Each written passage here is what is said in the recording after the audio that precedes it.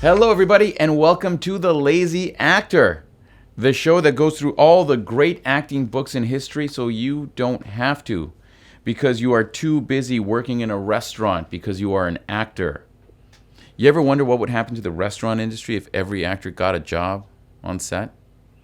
That would be bad. You want to talk about economy collapsing? Boom. Going to a restaurant, everything has to be self-serve because everybody's on TV, on Amazon shows. I am your host, Ivan, from The Actor's Place, theactorsplace.org. And with me today, as always, is our producer from Radio Studios, Tim. Woohoo! Tim, how are you doing, my friend? Excellent, thank you. So, Tim, when we last talked last time, I said that I was going to try and summarize each one of the guideposts. And for anyone who's just coming in right now, we are going through the great Bible of auditioning for actors called Audition by Michael Shurtleff. The famed Broadway and Hollywood casting director reveals everything an actor needs to know to get the part, and also just to be a better actor, because a lot of the stuff that you can do in audition, you can also do when you're on set, when you're on stage. So to summarize the second guidepost, which is our subject for today, and here it is. It's guidepost number 2. What are you fighting for? ? Conflict. And I'm going to summarize this whole chapter by fight versus goals. Mm-hmm. The difference between identifying an objective in a scene. What are your goals? What are your objectives in this scene? You know, you've heard that. Tim, you're an actor. You know this. Yeah, of course. Versus the mind shift between, instead of saying, what is your goal, saying, what are you fighting for? Because one implies, and this is my interpretation of Michael Shurtleff, he does not say this, but one implies an extra level of uncertainty. A goal is something, it's great. Oh, that's my goal. Probably I'll achieve it by the end of the scene because that's what the writers did. But what are you fighting for doesn't mean you're going to win. In life, you are struggling with things, and sometimes you get them, sometimes you don't. And that uncertainty can give you an interesting character choice. And we're going to get into it. And it starts like this. It is customary for actors, I am told, to break a scene down into beats or sections. That's fair, breaking a scene down to beats or sections. And then to find, for each beat, a motivation or a goal. Also, very standard, most actors will do this. I do this, so do you, Tim. Although I agree with this method, I find it does not go far enough. It's not that you're wrong, is that what's the next level? Great, your goal is to get them to love you. Okay.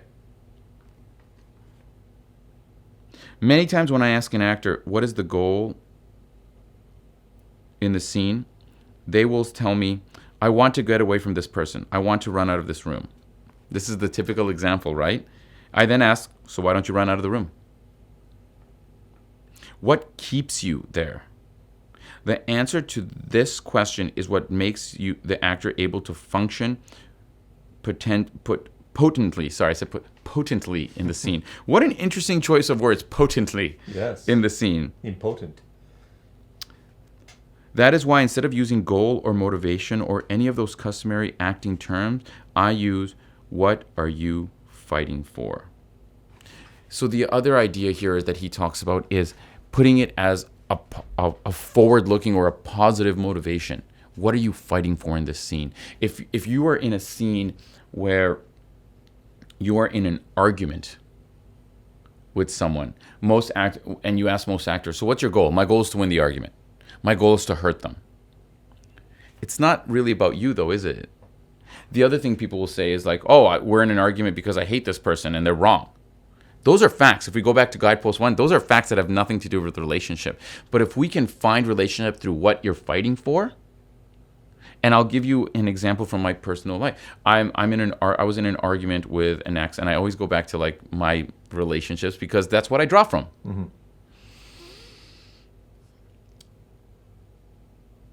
And the fact that I really did not want to be a negative experience in her life. The relationship was over. but I did not want her to think of me as a mistake. One of the things she probably should not have done. So in the scene, I was fighting to still be loved by her, to still be liked by her. I was fighting to make this breakup as positive as possible, so that in 5 years, she would not be like, ugh, that was a mistake. In 5 years, she would have been like, that was an amazing time in my life. Cool. So my goal was not to make her like me. Here's the difference. My goal is not to make sure that she doesn't leave sad. That's a goal. Mm-hmm. No, but I'm fighting for her to remember me as something positive. And I'm doing everything I can, even though I know I didn't do anything wrong and she's blaming me for things, I'm still fighting to be liked by her. And that is where an interesting character choice can come from. Absolutely. Now, one of the really cool things about this book, but it's what makes it hard to review it, is as he goes into the guidepost, and this chapter is super guilty of it, of the 20 pages of this chapter, I would say 14 or 15 of them is just him doing like a dialogue between himself and an actor. Okay. Breaking down his process of helping to discover this. And I'm not going to go through that whole thing because then I'd just be reading a book to you. But I am going to put out a couple little things. In Chekhov, in many plays, a character will claim, I am bored. But an actor cannot play boredom or he will be boring. I use the word fight because an actor must find the strongest and most positive goal possible. Nothing less will do. And this is a big thing. In our attempt to be realistic, and this is a trap that actors have, we want to be realistic in a scene. And we'll do this when we have our meetup at the Actors Place, right? theactorsplace.org. We'll ask actors when they're on stage, and we'll say, so how do you feel about the other person? I like them. Is that the strongest choice you could probably make? No. What's your goal? My goal is to have them sign this contract.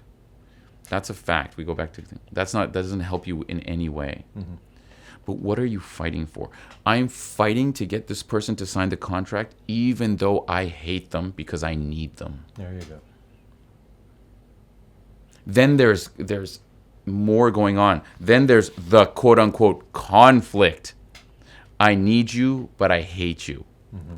And we've all been in this situation, especially at work or with a boss, where you have to be nice to someone even though you don't respect them because of what they can give to you.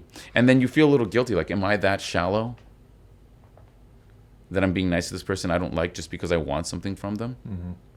And if you're honest, you all do it. Everybody here has kissed ass at one point in their life. And add that to the conflict as well. Fighting for your self-respect. Wow. While at the same time swallowing your pride.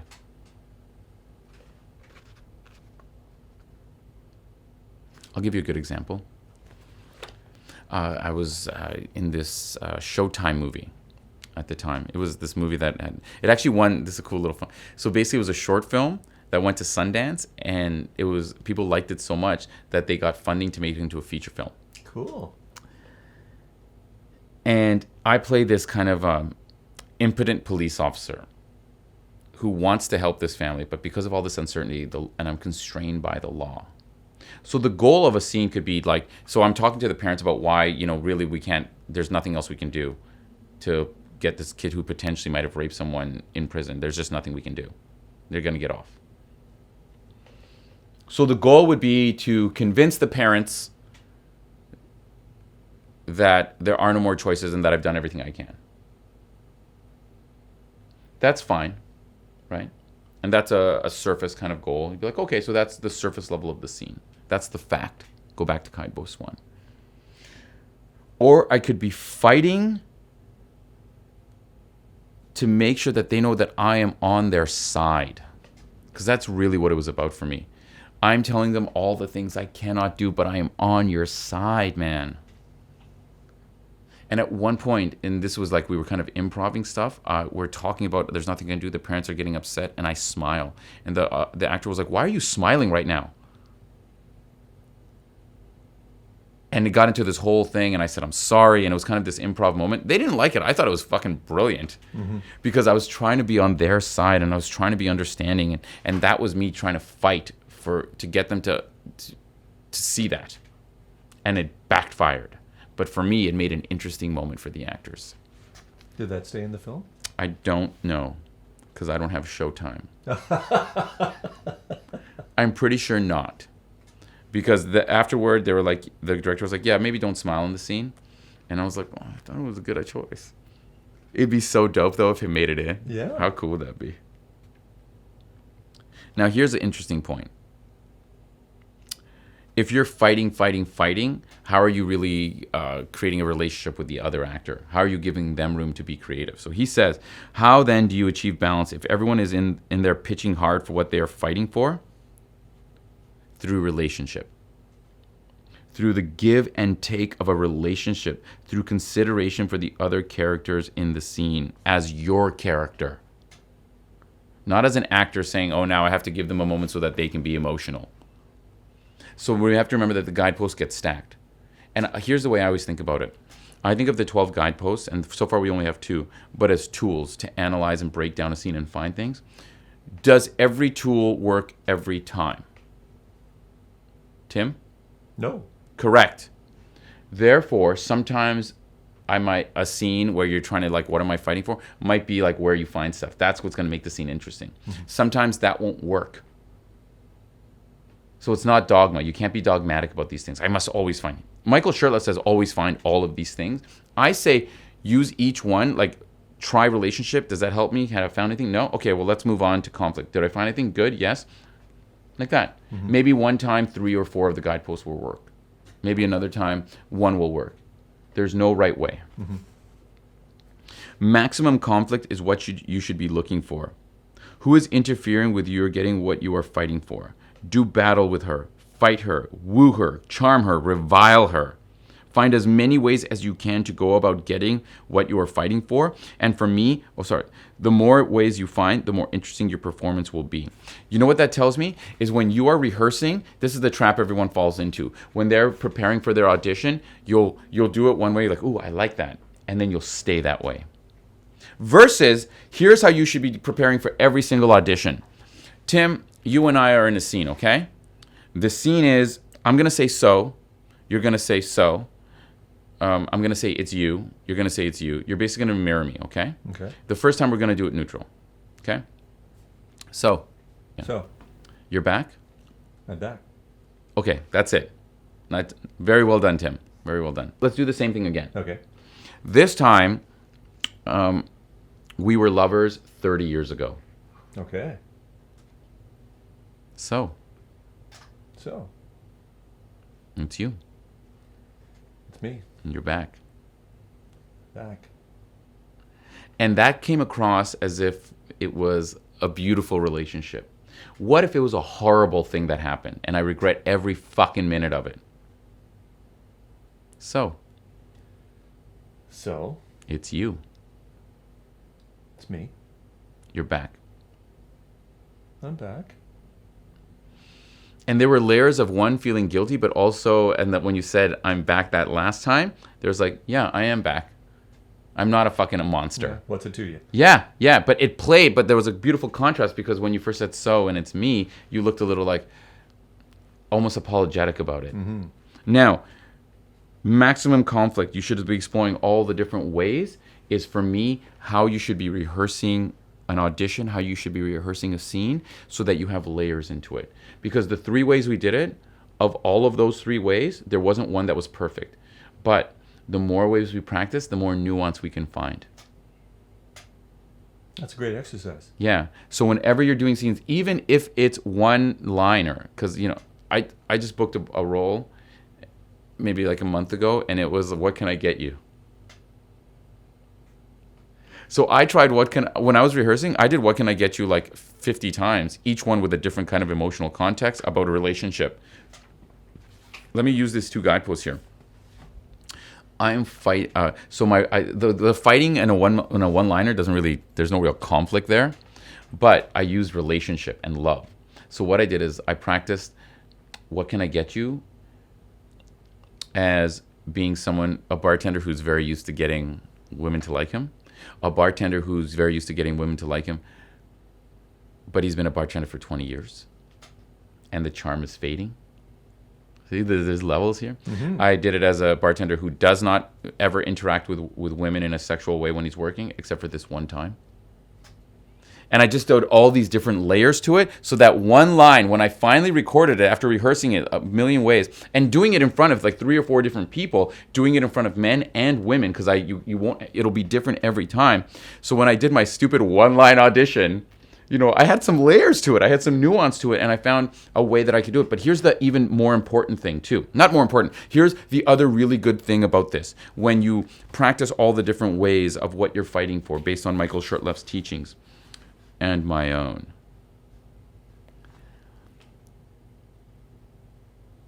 If you go to Guidepost 1, they say about making that strong relationship choice. What if it's the wrong choice? We like it, but it's not what we're going for. Can you try it a different way? Sometimes they'll just be, can you do something else?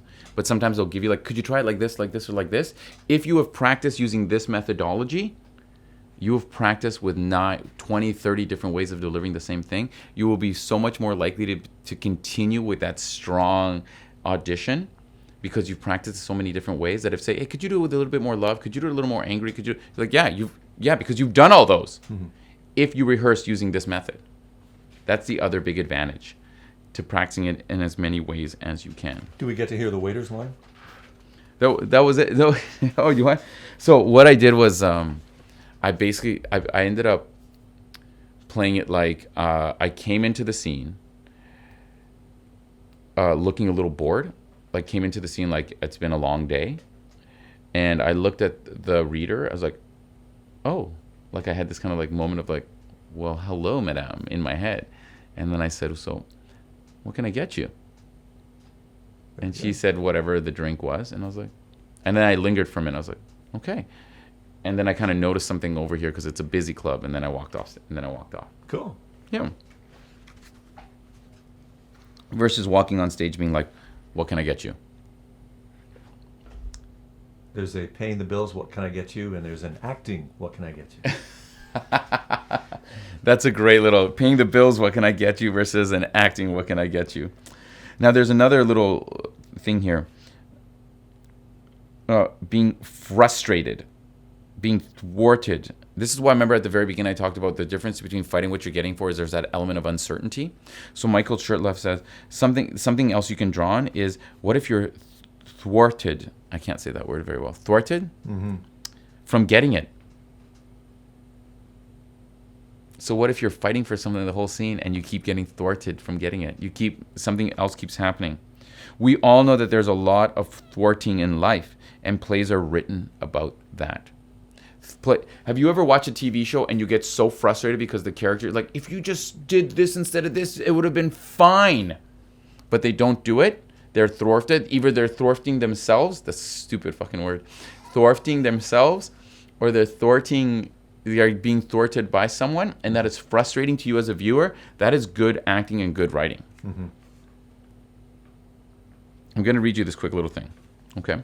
This is a little excerpt from his one-on-one, like his theoretical discussion with an actor. Okay. The Glass Menagerie by Tennessee Williams. This is what's... Amanda comes home after having discovered that her crippled daughter, Laura, has for some weeks not been attending the secretarial school in which Amanda enrolled her, and for which she paid tuition. Laura has left the house each day pretending to go to the school, but she cannot because the place embarrasses her, as does her crippled foot. So instead, she spends her days in the park, in the library. I question the 2 actresses who have just read the scene. Laura, what is your relationship to Amanda? She's my mother, so of course I love her very much. I like to please her. That's a fact. You know, that there's not a lot to that. See, he goes,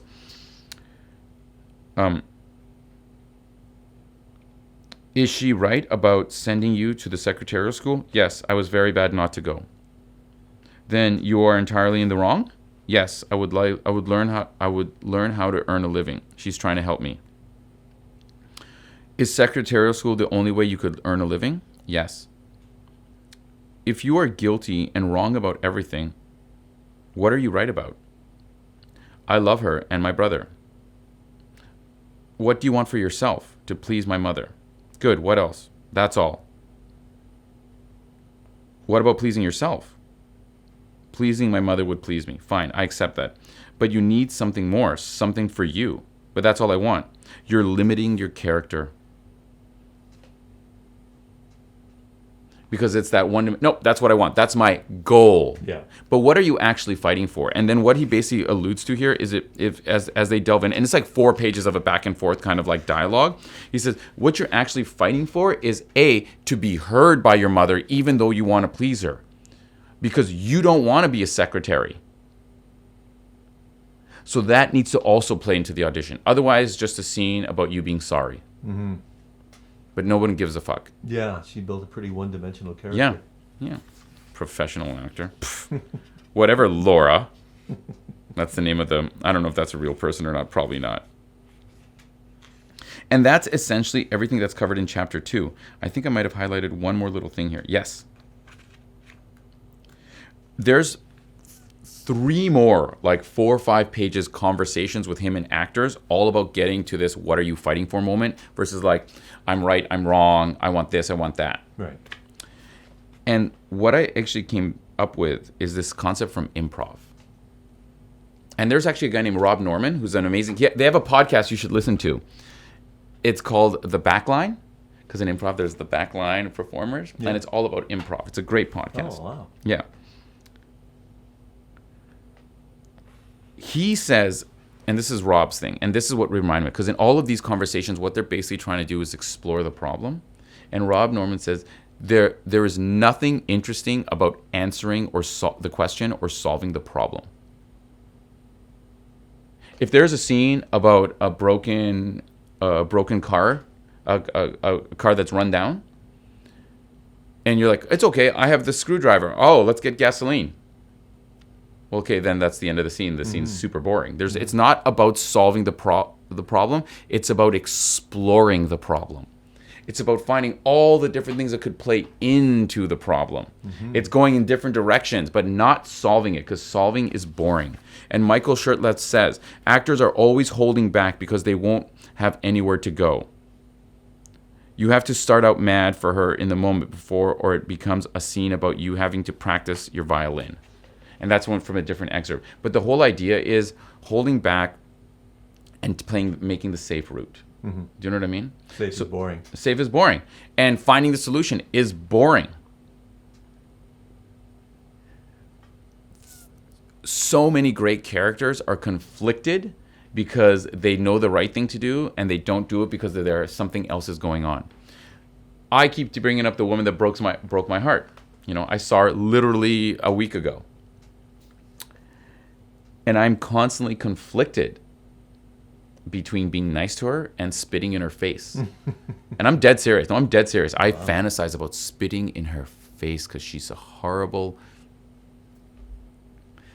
But at the same time, I make all these decisions to be nice to her because there's this little bit of hope that like maybe we can re-spark. You know what? When you have your heart broken, you know what I mean? Yeah. Even though that it's not going to happen and it's not fair to you and you should I forgive her? Should I not forgive her? These are all choices that you make. And this is the exploration of the problem, not just being like, I'm over you. Yeah.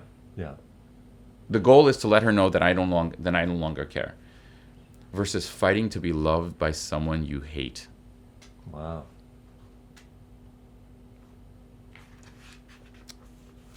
The last little thing that I'm going to come up with here is this quote. He talks about this play where an actor, the scene is about a son and his stepmother. But his father married this woman that is roughly his son's age. And there's a crazy attraction.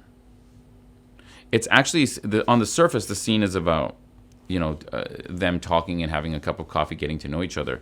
But what it's really about is this crazy, like, this is a super attractive woman, and this is like a 21-year-old boy, and she's like 23. So what could you be fighting for in that scene, Tim, if we were to explore it together? Not much. No? Well, it seems pretty obvious that the two of them are going to connect just based on age. Yeah, but now we have to think about contrast. Now we got to think about the fight, because here's the thing. Yes, we will connect about age, but this is my stepmother. My father loves this woman that I want to fuck. Okay, yes, we do have some. Well, yeah, and so here's the thing.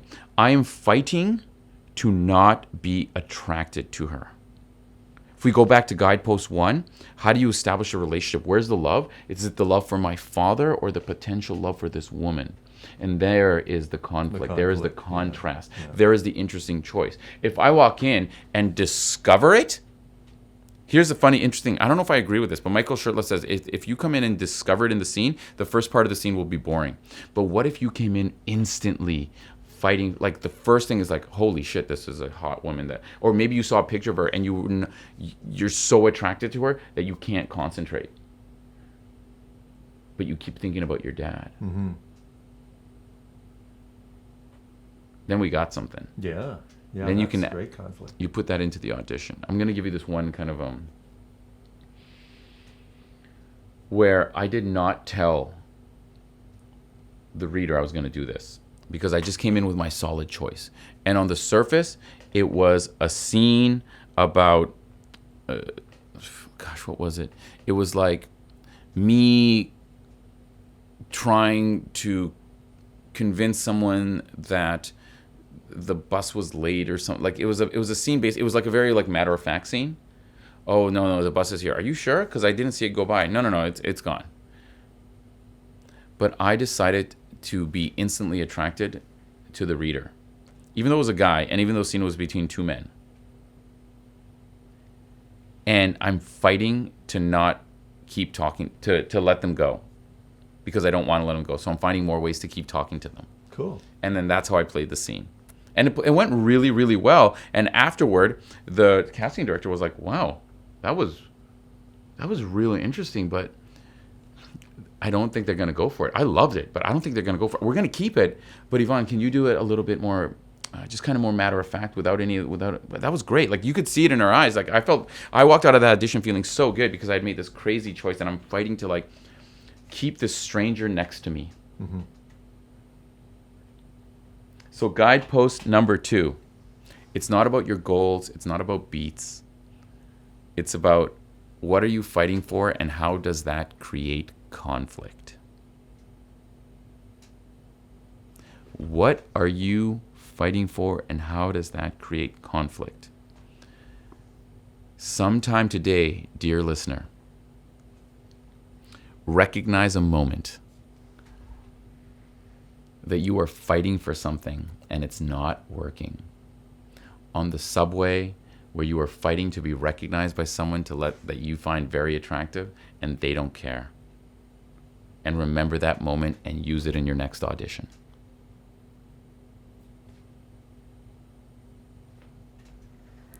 And that's it for this episode, lovely gents. Lazy Actors All. The Lazy Actor is a co-production between radioradio.com yes, and The Actor's Place, theactorsplace.org. We are reviewing the great acting books in history so that you don't have to. Michael Shurtleff, we've gone through guidepost number 1, relationship, guidepost number 2, conflict, what are you fighting for?